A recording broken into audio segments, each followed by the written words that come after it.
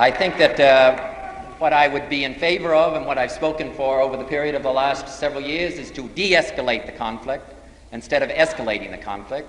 I would have, as I said 2 years ago, I would have stopped the bombing of the North. I would have gone to the negotiating table, and I would have seen if we could settle that struggle peacefully at the negotiating table. I think it was a mistake not to do so, and I criticized it at the time. I think we should go to the negotiating table now and do as President Johnson said. I wanted to shake my hand.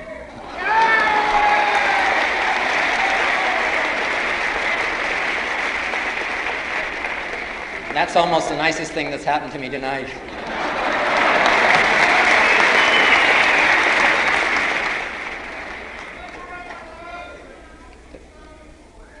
Excuse me, go ahead. Right. Well, I don't think that the question was in view of the fact that the administration said they go anytime, any place to negotiate, and the North Vietnamese said they'd go to Phnom Penh, and then they said that they would go to Warsaw. I can see the argument against going to Phnom Penh and the fact that we have no embassy facilities there.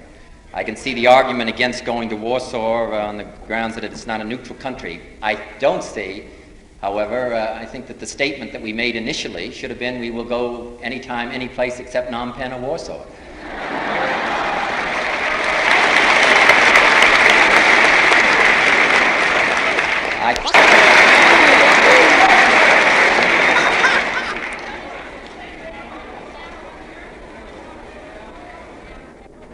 What is the, what would you, the lady back there, could I, how will I treat people who deserted? No, I don't expect to give them amnesty. No. The question was, what would I do for those who deserted from the Army or the Navy? Would I give them amnesty? And I would have no plans to give them amnesty.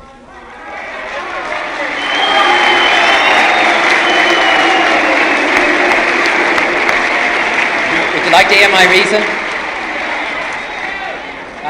And any more than I would as far as those who've gone to Canada.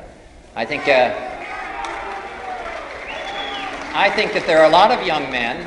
There are a lot of young men who don't want to go in the war. There are a lot of young men who were shot at in the Second World War that didn't like to go and be shot at. And there are a lot of people that don't want to go in this war. And there are a lot of poor.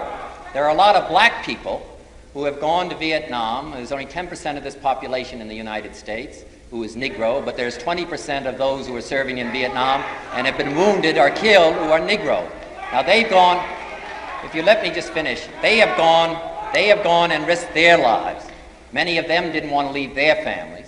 Many of them didn't want to leave their homes. Many of them didn't want to leave their communities to go and be shot at in the jungles of South Vietnam. They went there. They faced it.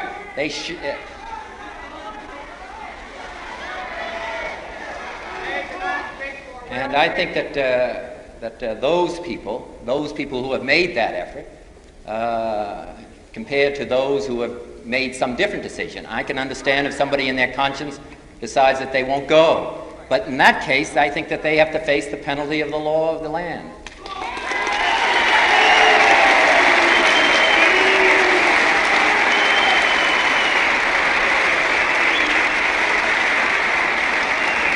And I don't think part of that is either deserting, and I don't think part of that is going to Canada.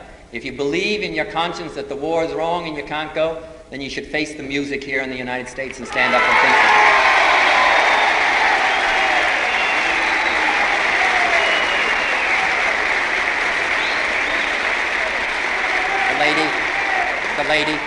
The lady, yes. Nope. The what?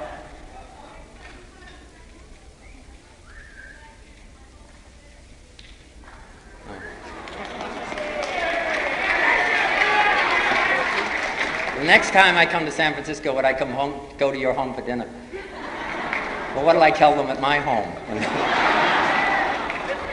But can we talk about it afterwards? Thank you very much, though.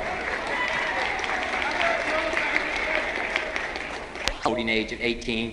We tried to get a voting age at 18 in the state of New York. The Republicans opposed it. I understand some legislation that's been offered here. I think you should make an effort to try to pass it in the state of California.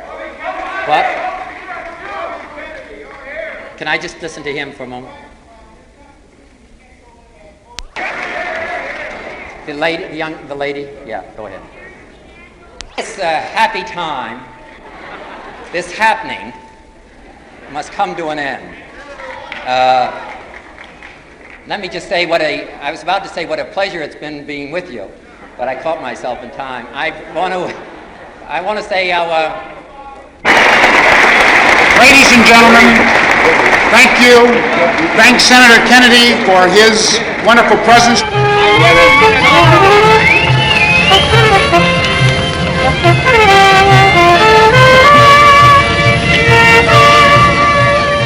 Entitled to decent employment at decent wages. And I don't think dole, and that brought happiness. I think what people want, and what you've demonstrated, I think that we should make it clear to the government of South Vietnam that they have to end the corruption and the dishonesty that exists within that government. I think we have to make it, we should have made it clear a long, long time ago that as we were drafting our young men, that they should also draft their 18-year-olds and their 19-year-olds. I think that we should make it clear to them that a young man in South Vietnam cannot buy his way out of the draft any more than he can buy his way out of the draft here in the United States. In favor of accepting what President Johnson said several weeks ago and what he said over the period of the last several years, that we go any place, any time, and have negotiations. I think we should start those negotiations now.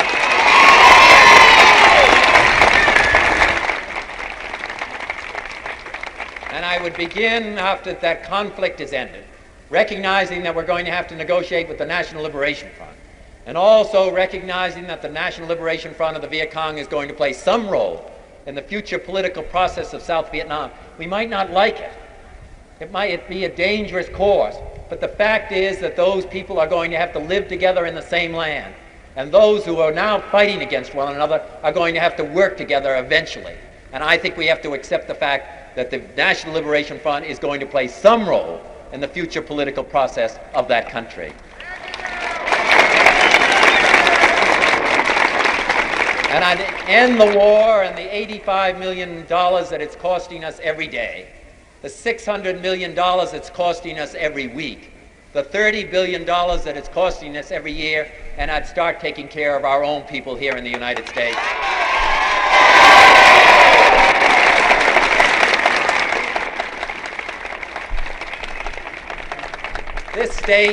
This state is known for all of its something else here in the United States. And it's not just our military power and our economic power. It's our ideals and our principles. And they're the things that have to be foremost in our mind. And if I'm elected President of the United States, that's what we're going to concentrate on.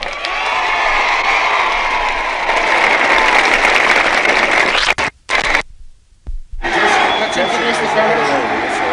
All right. Would you like, ladies and gentlemen, let me present very quickly to you the person sharing the platform so that we can hear Senator Kennedy. Yes. States.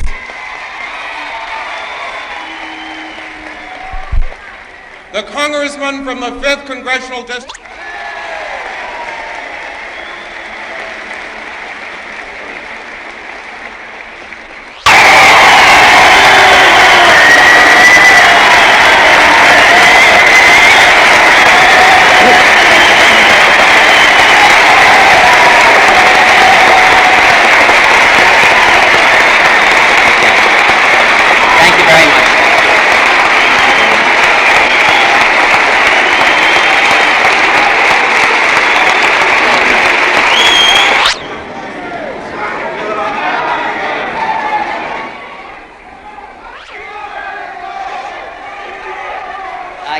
I gather it is a strong voice and it is a clear voice, but it's not a unanimous voice.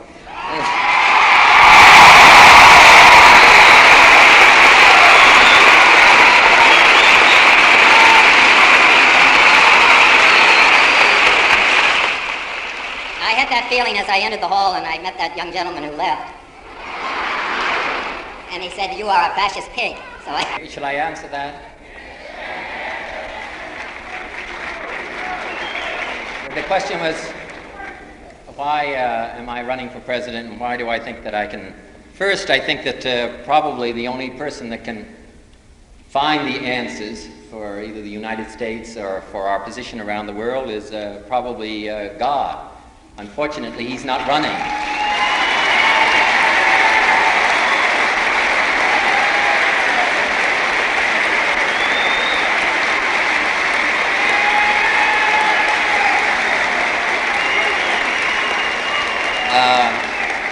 But I went through, what do you want, Dan? What we should do is let each one of us speak, and then I let her speak, and now I get a chance, do I?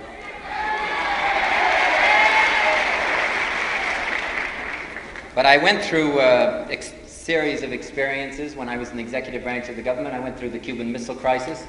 I saw how close we came to not only destroying the United States, but destroying all of mankind in a nuclear exchange.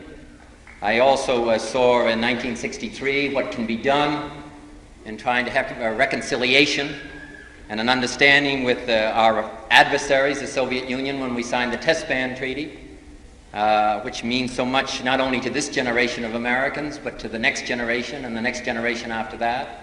I went through the Berlin crisis of 1961 and 1962, and I was involved in domestic matters such as the civil rights struggle of the early 1960s. And I've been involved over the period of the last several years in the problems of our cities and the problems of poverty. I think that in the last analysis, it's a question of whether we can preserve our peace, whether we can preserve the tranquility and peace of our own land, and whether we can contribute to the peace all over the rest of the globe. I think based on those experiences and the strong feelings I have about what needs to be done, that I can make some contribution. The place that I can make that contribution, it seems to me, is running for President of the United States.